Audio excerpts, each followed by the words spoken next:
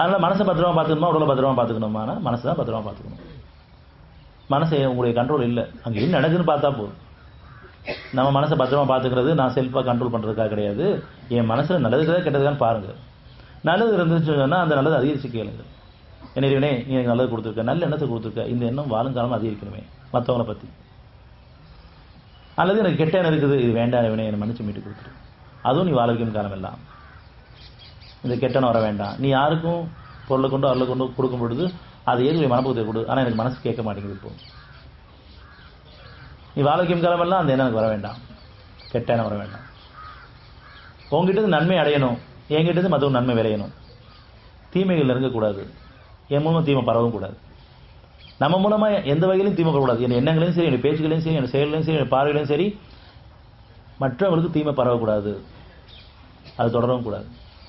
ஆனால் இந்த அடிப்படையில் எண்ணங்களையும் பேச்சுகளையும் செயல்களையும் பார்வைகளையும் நன்மைகள் பரவும். நம்மகிட்ட ஒட்டுமொத்தமாக அர்ப்பணிச்சிடணும்.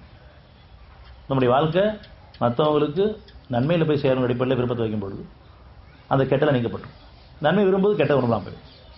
அல்லது கெட்டது உணர்ந்து வேண்டாம் விட்டால் நன்மை விளைய ஆரம்பிச்சோம். எந்த அடிப்படையில் கெட்டாலும் சரி, நம்ம எதை புரிஞ்சுக்கிட்டோமா அது. பெரும்பாலும் நம்ம எல்லாருமே கெட்டது இருக்க காரணமாக கெட்டது நிறைய தெரியுது நம்மள்கிட்ட.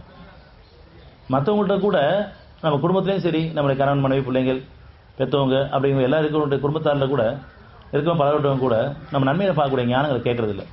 நம்ம பார்க்குறதெல்லாம் உடனே ஒரு கெட்டதை பார்த்தா அதை மட்டுமே மனசு வச்சுக்கிறோம். அவங்க மூலம் பல நன்மையில் நம்ம நடந்துருக்கலாம் எப்படி அருளை கொண்டு, அதெல்லாம் மறந்தவங்களாகிடும்.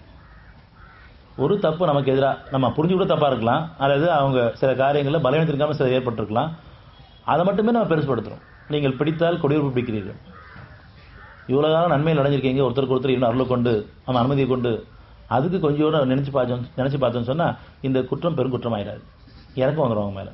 இப்போ நமக்கு ஒருத்தர் உதவி இருக்காங்க, பல நேரங்களில் பல சந்தர்ப்பங்கள் நம்மளை ஆறுதல்படுத்திருக்காங்க, நம்பிக்கை பலப்படுத்தியிருக்காங்க. அது என்னுடைய மன்னிப்பு கொண்டு அவங்க கொண்டு தான், அவன் அருளை கொண்டு தான். ஆனாலும் நம்ம அதை நினச்சி பார்க்குறது கிடையாது. ஏதாவது ஒரு சாக்கு கிடைக்குமா மற்றவங்களை பெருங்குற்றவாளி ஆக்குறதுக்கு. அப்படி ஏதாவது கிடைச்சுன்னு சொன்னால் அவங்களுக்கு கொடியுறுப்பு பிடிக்கிறோம். நீங்கள் பிடித்தால் கொடியுறுப்பு பிடிக்கிறீர்கள்.